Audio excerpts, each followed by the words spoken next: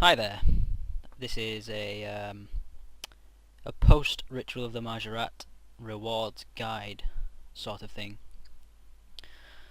I'm just going to highlight some, not quite all, of the rewards obtained from doing Ritual of the Mahjarrat after I've figured them out myself. So I'll be doing this as I go along, but it shouldn't be too long though, because I'm going to pause in between figuring things out.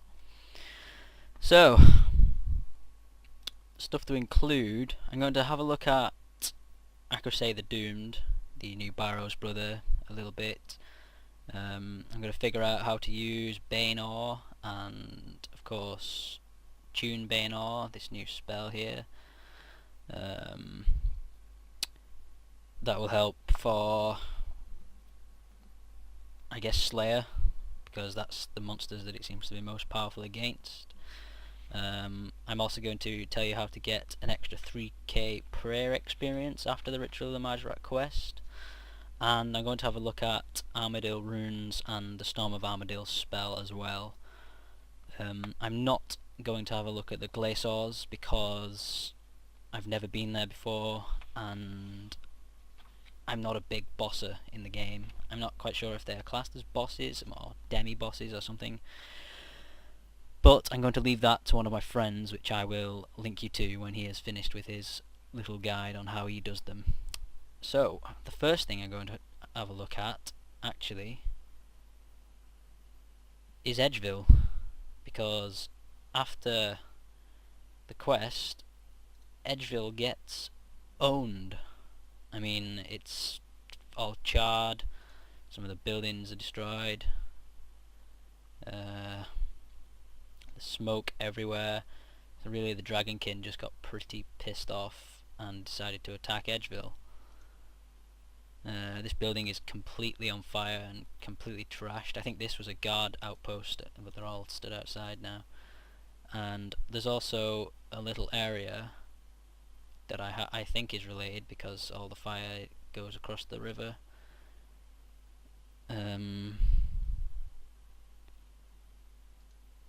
There's some new NPCs. I'm not quite sure what the purpose is.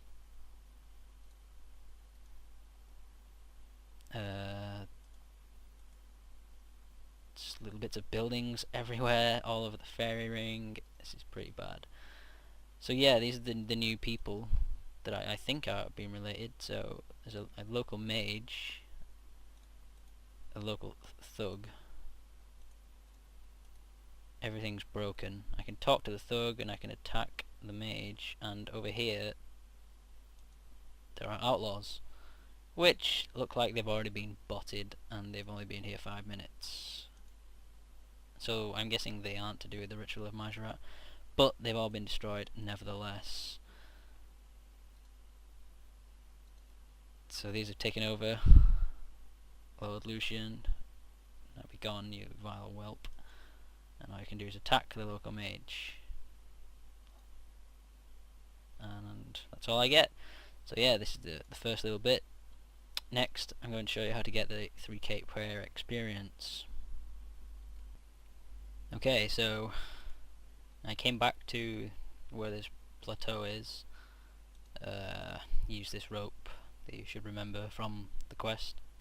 Use the boat canoe thing. I think Arav. I saw a yellow dot. I'm not sure what it was though. Oh, it's one of those undead brovs. Yeah, I think Arav is over by the entrance to the fighting areas, so he'll be over the other side of this thing.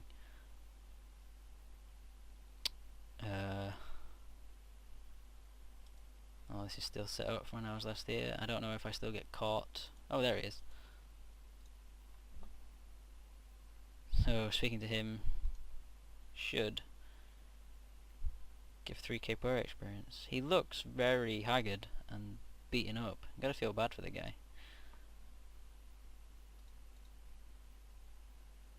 Too weak. Without Zemargo's magic, he will soon crumble. Oh, that's a shame. I should have died long ago, but my mind was imprisoned. Now my torment is over. Still lives, rejuvenated, damn it. Barak is safe.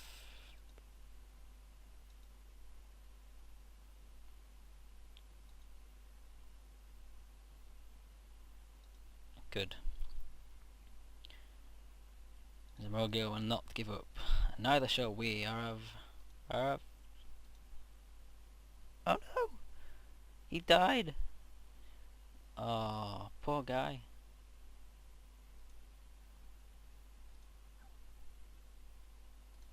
$3K prayer experience. I must have missed it. Oh well, that's how you get your 3K prayer experience. I guess now we shall move on to the Bane Ore section. Okay, so to get to the Bane Ore, I hear DKQ is the code I'm going to need. Only accessible after the Ritual of Mahjarrat, obviously. There are also glaciers here, so I brought a little bit of food just in case. I'm not sure if I'm going to get attacked. So here goes. Okay, here are the glaciers. I think I'm safe within the fairy ring itself. I think that stat boosters from the Stone of Jas. Yes. Did I get anything visible? Residual energy. You will do more damage in this area of the world for the next 4 hours. Oh, I see.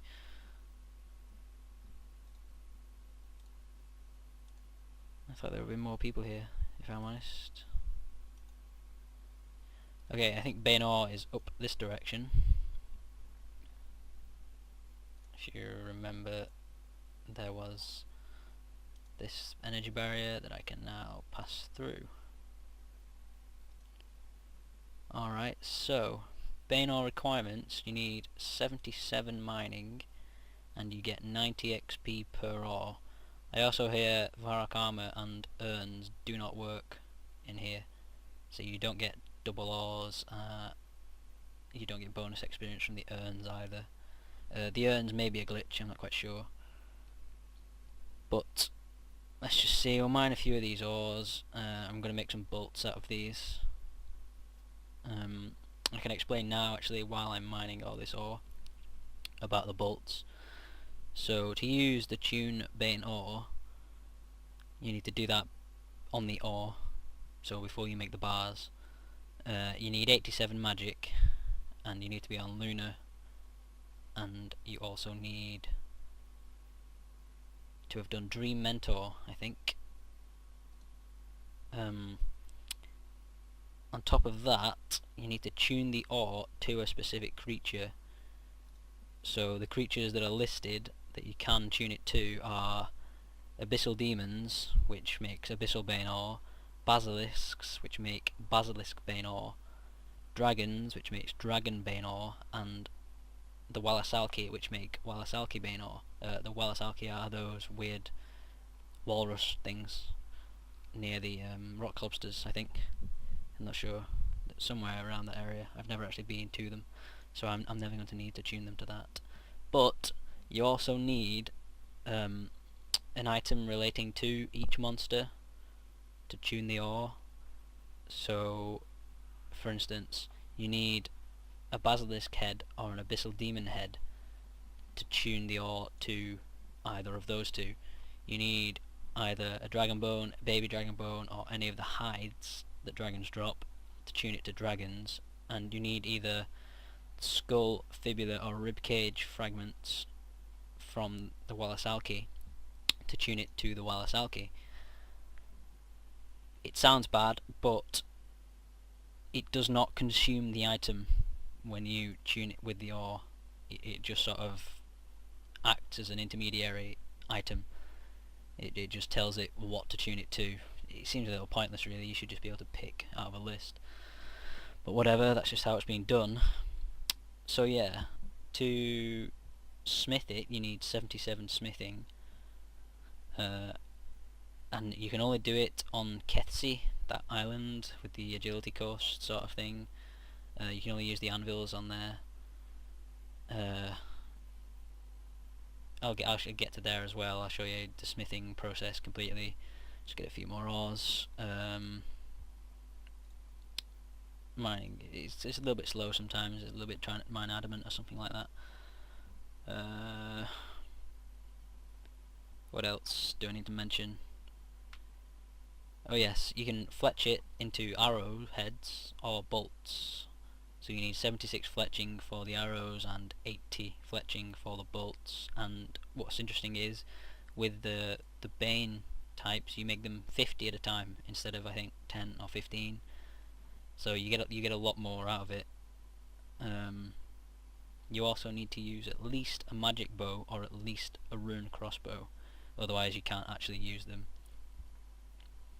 I'm going to be using them on the dragons, and I'll test them against dragons. So I'm going to head over to Kethsi now, and I'll show you how to smith them, and I'll bring my dragon bone as well. So I'll see you over there. Alright, so I'm on my way to Kethsi now, which I think you can just select from the list like this. You don't have to go to DIR, then AKS, which that would be quite annoying. So I can just choose it and go to Kethsi, and then we'll see how this goes. I think the anvils were up here. Oh, there was a anvil up here. Yes, there. And I need to cross over here as well. Quite a trek just to make these bolts and stuff. Alright, so this is the Kethian anvil. I think for this Bane Ore spell I cast it on the dragon bones. And there's the dragon Bane Ore, and make all. So they are all dragon Bane Ore. I just came to show you the anvil. I came a little bit early because I do need to smith them, but you don't need to see me smith them, so I'll do that, and then I'll have the bolts. So I have the bars. I guess I'll show you making the bolts.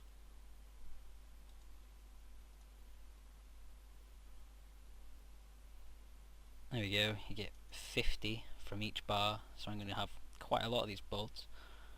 62.5 experience per. You also get 50 experience per smelting each ore into a bar. So here we are, 600 of those things. Make 15 sets of this. Experience, 70 experience in fletching each.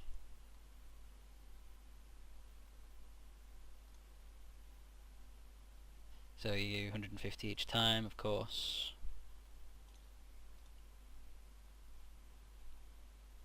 I don't know if they're tradable. I don't even think you can tip them either. So they are only genuinely useful against each tuned monster, if you will. That's last 150.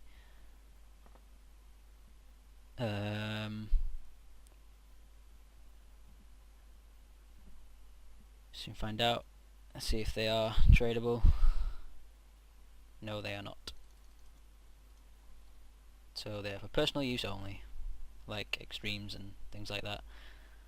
Okay, so I will get geared up and go and test them on dragons for a minute and just see how they are. I'll video that as well. So I'll see you over there. Alright, so here I am attacking the dragons. I have my bolts, and let's try them out a little bit. Now, normally when I do dragons, I'm melee. I don't bother with range or anything like that because my range is quite low. I use Zamaraki and Spear normally. I am going to use a dose of extreme ranging. 102 ranged for the moment. See how this goes. Some good crits. I've heard people compare these bolts to about the speed of a rapier, with, of course, decently high ranged. 388, that's a high hit. So we're doing quite well.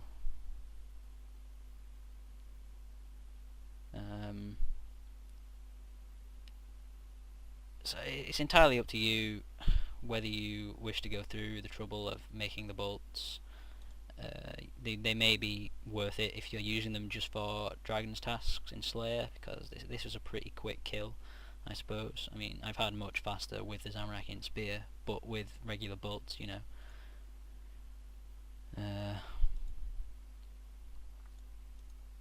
So this does seem quite decent. I wouldn't knock it just yet.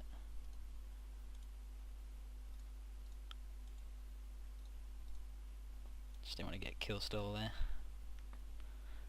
So they have decent critical hits. I don't know what they would be like against other Slayer monsters. I imagine just as well. But I'm hitting decently fast, decently high. Another 368 there.